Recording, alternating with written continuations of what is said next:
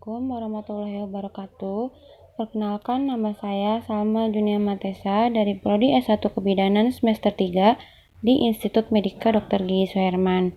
Di sini saya akan mempresentasikan tentang peran bidan di pelayanan kesehatan primer, termasuk kesehatan masyarakat dan lingkungan praktik bidan. Yang pertama, ada pengertian bidan. Bidan adalah seorang perempuan yang lulus dari pendidikan bidan yang diakui pemerintah dan organisasi profesi di wilayah negara Republik Indonesia, serta memiliki kompetensi dan kualifikasi untuk diregister, sertifikat, dan atau secara sah mendapat lisensi untuk menjalankan praktik kebidanan. Lalu ada pengertian pelayanan kebidanan.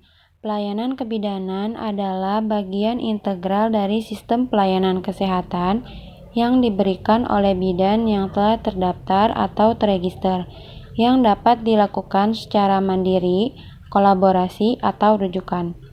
Sasaran pelayanan kebidanan adalah individu, keluarga, dan masyarakat yang meliputi upaya peningkatan, pencegahan, penyembuhan, dan pemulihan. Lalu ada macam-macam pelayanan kebidanan. Macam-macam pelayanan kebidanan ada 3. Yang pertama, layanan primer, yaitu layanan bidan yang sepenuhnya menjadi tanggung jawab bidan. Yang kedua, layanan kolaborasi, yaitu layanan yang dilakukan oleh bidan sebagai anggota tim yang kegiatannya dilakukan secara bersamaan atau sebagai salah satu dari proses kegiatan pelayanan kesehatan.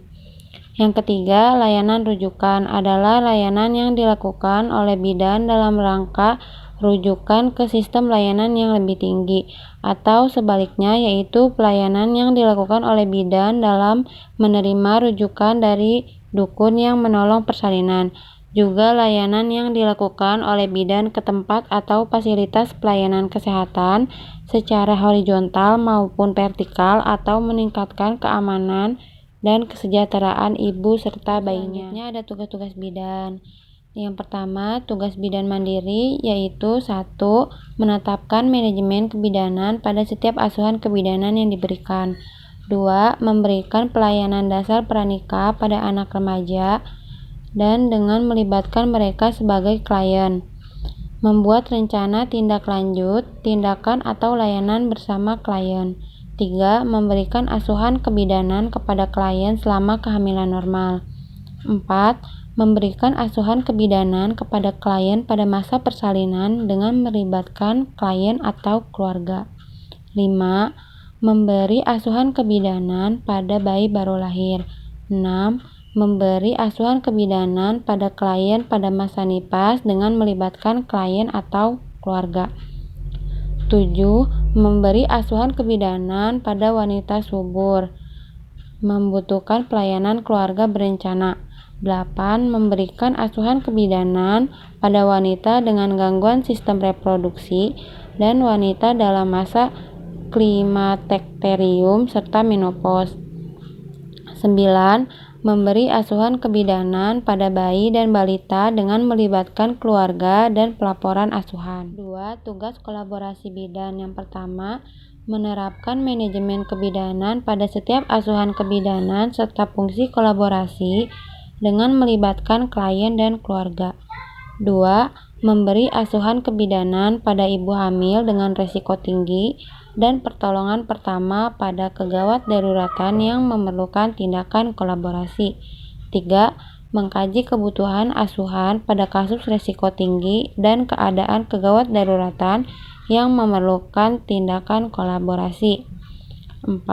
Memberikan asuhan kebidanan pada ibu pada masa persalinan dengan risiko tinggi serta keadaan kegawat daruratan yang memerlukan pertolongan pertama dengan tindakan kolaborasi dengan melibatkan klien dan keluarga.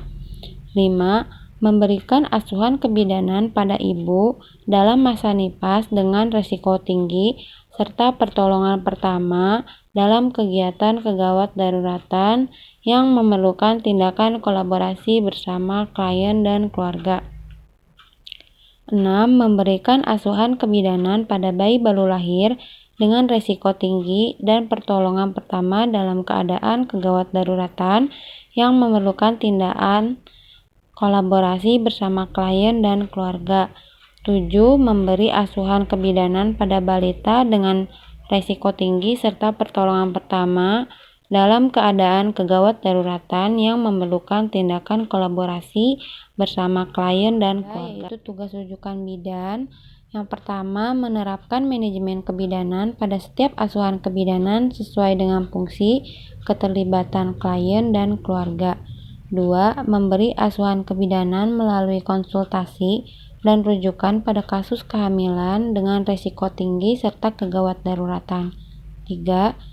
Memberi asuhan kebidanan melalui konsultasi dengan rujukan pada masa persalinan dengan penyulit tertentu dengan melibatkan klien dan keluarga.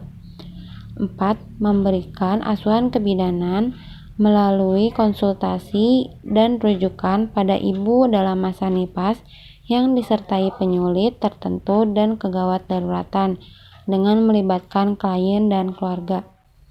5. Memberi asuhan kebidanan pada bayi baru lahir dengan kelainan tertentu dan kegawat daruratan yang memerlukan konsultasi dengan rujukan dengan melibatkan keluarga. 6. Memberikan asuhan kebidanan pada anak balita dengan kelainan tertentu dan kegawat daruratan yang memerlukan konsultasi serta rujukan dengan melibatkan klien dan keluarga.